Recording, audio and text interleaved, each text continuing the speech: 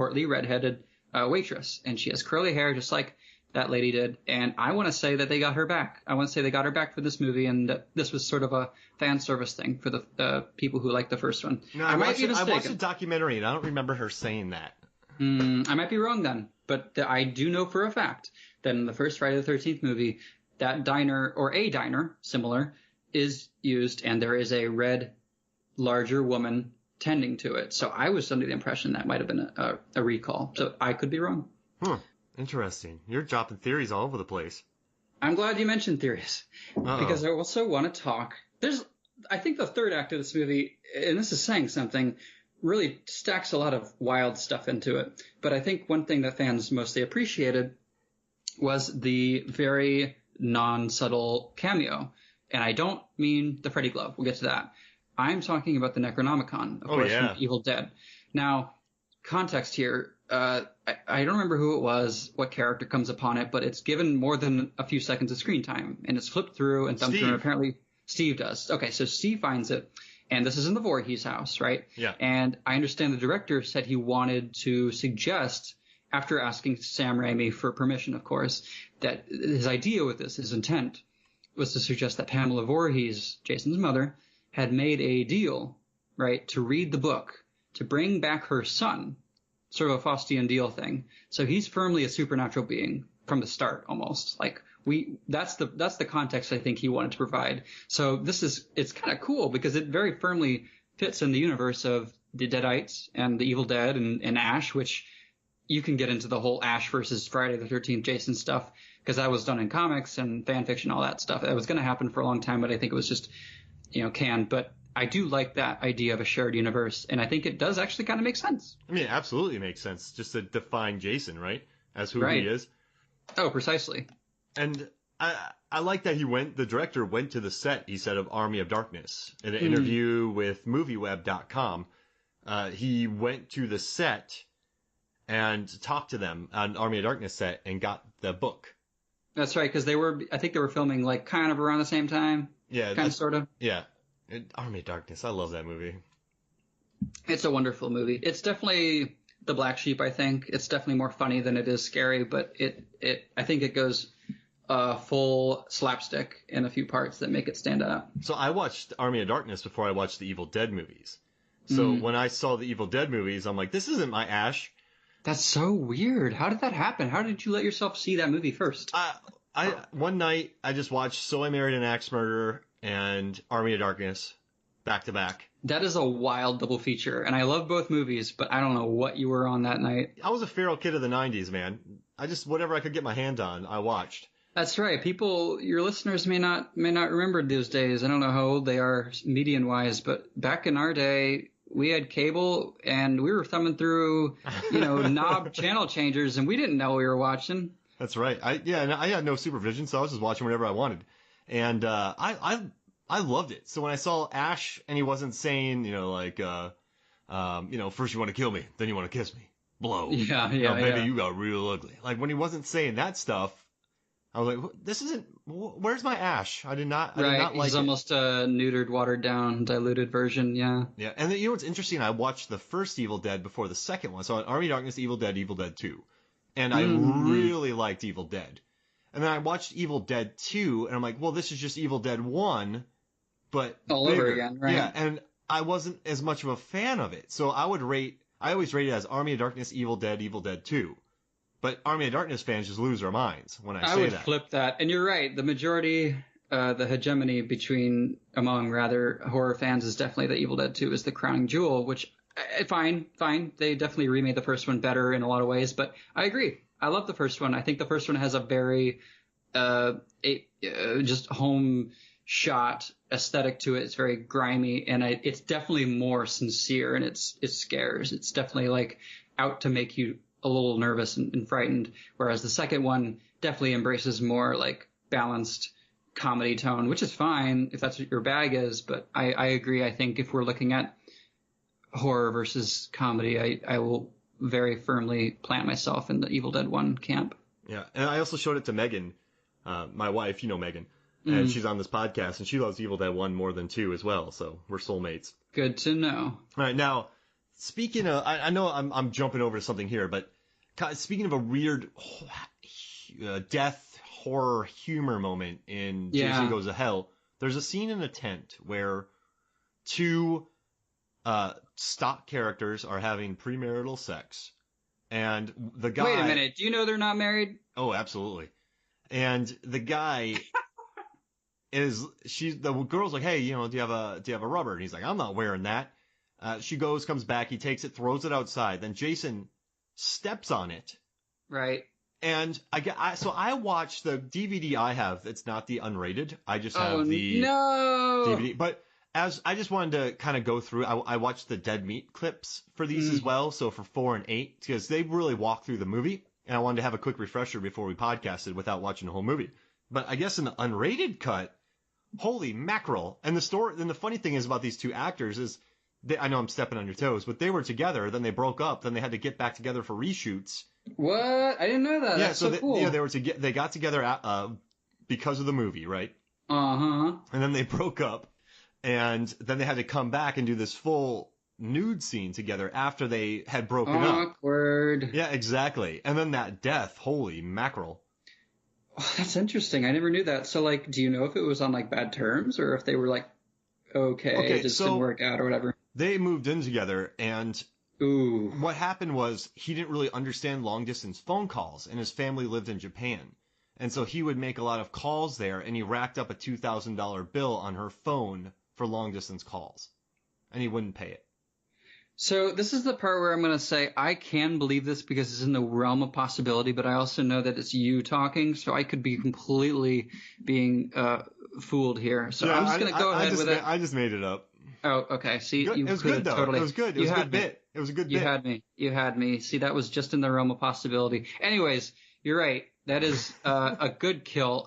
So I don't know if you actually got a chance to see it, but for those who are privy to, I did, yeah. Yeah, the unrated version, it is brutal. So as Mark mentioned, like, you've got this couple who's going at it, and she's writing cowgirl, which I don't think that's too explicit, and as Jason tends to do, sort of interrupts the party during coitus with, what is it that he uses? It's a very steel, sharp object. We don't know exactly what. I think it's like camping equipment, probably, right? It's like something like. Oh, it was a road sign. It was just like a stop sign in the middle of the woods. Really? Yeah. Okay. Well, whatever it was very sharp. And yeah, so he impales the woman through the torso. But that's not enough. This guy's like freaking out. He's reacting to the blood on his chest now. He's like, oh man. He didn't say, oh man, you can use your imagination. And what does Jason do? He, as one does, I guess, after spearing the poor girl, pulls up immediately. So not only in the unrated version do you get the impale, but you get a camera that lingers. I think it's no more than a second. It actually might be even less than a second. But you see her body be torn like paper as one side of her, one shoulder goes right and one shoulder goes left. And it's absolutely brutal. And that's saying something for the series because it's just built on creative, over-the-top kills. I think it's my favorite of the franchise, personally. It's just a shame that it's not seen in the regular version. It's interesting in the Jason world. So not only is it connected to the Necronomicon, but synapses, or not synapses, but muscles and nerves. Oh, like and sinew. bones and all that stuff in our body. We're not normal. People aren't normal human beings in this world, the way they get ripped apart. Yeah, I don't really know what bodies should do and what they shouldn't do, but it seems like ragdoll physics in a movie. Yeah, she got ripped. I saw on the Dead Meat clip, which is worth watching. She just gets destroyed. I mean, just, oh my gosh. And then the guy is just yelling with blood on his face. Yeah. That was crazy. And the thing is, what I like is we don't even need to know what happens to him. We know he's dead. But after that, there's no trumping it, right? Like, okay, maybe he gets stabbed, maybe he gets strangled, maybe he gets, maybe Jason takes him by the ankles and bashes his head against a tree, like the old sleeping bag trick. But nothing that comes after that kill trumps that kill. So I think it's smart that they sort of end and cut right where they do. Another question for you. Yeah, sure. So the coroner guy, the medical examiner, eats Jason's heart. Then he captures a cop, ties him naked to a table, sharpens a blade, but he doesn't use any of that. And then instead he passes the demon to him. So how does that guy get out of those straps? Does he just rip him up? And why did he strap the guy down and tie up a blade for him and declothe him? There's a lot going on in that scene, and it's incredibly homoerotic. Well, the director said it. The director did all that on purpose. Did you? Have you listened to that documentary? Yes, I have. Yeah, when Adam Marcus mentions it, and it's been a while, so your memory's going to be better than mine. But you're right. There's a lot to unpack there, and you have the answers. But when I see that, it makes me think that Jason's a little picky with his gloves, right? And I don't know if he necessarily assumes a woman at any time, and if he does, it's very quick. Oh, he tries to at some point. I think he tries to take over the niece, which, whatever. But you're right, he clearly has a preference for guys, which, whatever. And yeah, he clearly has a preference for not having a mustache, which I guess if you're a serial killer, looks are everything, but something tells me that he'd be just as demonic or monstrous with the mustache, if not more so, if you really think about it. Yeah. And the director reveled in that. He said, all these movies, you just have the women. He's like, I wanted to have both sides in this movie. I didn't want it just to be, all women. And he was loving it. He's like, I can't believe I got away with it. He said he just kind of did what he wanted on this movie. Which is kind of crazy. Oh, that shows. Well, I understand Not crazy, that he was but it's kind of fun that he did it. Like I think it has that personality too because of it. Yeah. I mean, it's definitely obvious that he had like carte blanche creatively. I know that he was a hotshot out of NYU, and he fled to LA to help Sean Cunningham, and he was like kind of his assistant, go-to guy. And I guess Sean gave him the reward of letting him do his thing. And I know Sean Cunningham, of course, for your listeners, that he directed the first Friday movie and nothing after that, but he came back to produce this one. So yeah, he hired this guy, Adam Marcus, this 23-year-old. God, it makes me feel so old.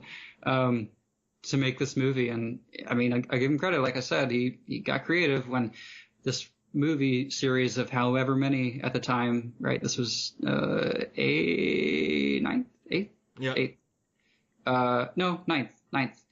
Yeah. So you have that many, and how many of them have an actual story, right? So I appreciate that he tried something different. All right. And a couple things I want to talk about is that nice kid at the diner gets his hand his wrist popped open. Right, yeah, his forearm gets torn up. That's a pretty sweet scene. That's some good effects by Nicotero and his crew. K&B, yeah. I did like him because he does have that moment where he lets Steve go with Baby, and I'm like, oh, that guy's okay. And I like the relationship between Steve and the cop. The cop's like, listen, man, I'm going to do everything I can to get you out.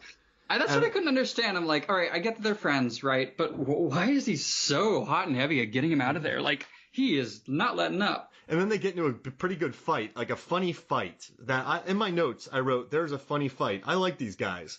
And then they get into a fight, and then they stop, and then the guy goes, I got a gun. And Steve goes, F that, I got a gun too. And they're pointing them at each other. It's a funny little bit. There's banter in this movie.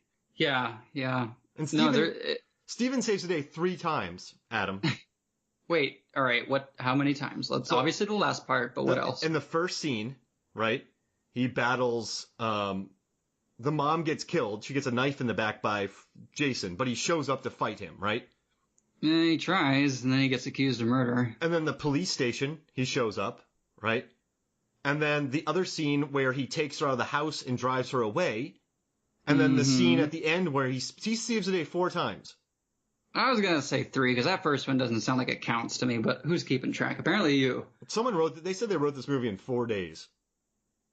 I always get so bummed when I hear that. Like, when producers or directors talk about how quickly they get done, like, I get that because you're on a budget and a timeline, but when you're talking about the writing process, anybody's like, yeah, cranked it out in a week. I'm like, okay, cool. So you didn't really give a whole lot of thought to polish, huh? Or any time that, like, for instance, not to get off track too much, but like this Joker movie with Joaquin Phoenix, like, okay, you have really grade A talent. And you have like this opportunity to do something super awesome. And then I hear reports that like, oh yeah, we were just like rewriting the script every day. Like we didn't know what we were going to shoot the day of. I'm like, is that supposed to inspire confidence? Well, Tom Cruise and Kristen McQuarrie change it up every day. That's set fine. if they had something. That's fair because that's changing it. That's not writing from scratch. That's not rewriting things entirely. Well, because that movie, remember when we heard about the Joker movie? Then the next thing I knew, they were filming it. Oh, sure. Yeah. It was